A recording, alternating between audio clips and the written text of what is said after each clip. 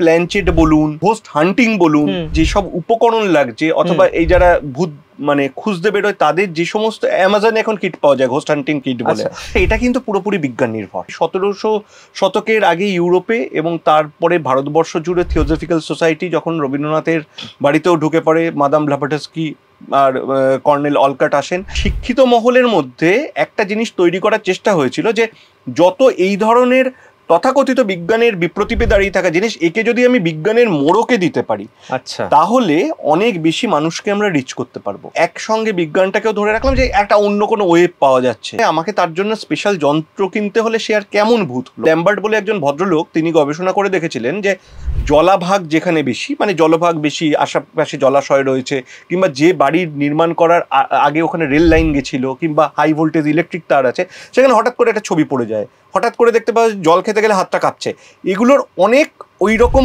ঘটনা থাকে। ইএমএফ বলে একটা জিনিস হয়, ইলেকট্রোম্যাগনেটিক ফিল্ড, সেটা যদি থাকে আশেপাশে, তাহলে এই ধরনের অনেক ঘটনা ঘটা যায়। অবিচার পাওয়া মানুষগুলো যদি একজনও কেউ ফিরে আসতো, তাহলে তো অন্তত সমাজে কিছু শাস্তি আমরা দেখতে পেতাম। ফলো করুন আনন্দবাজার.com।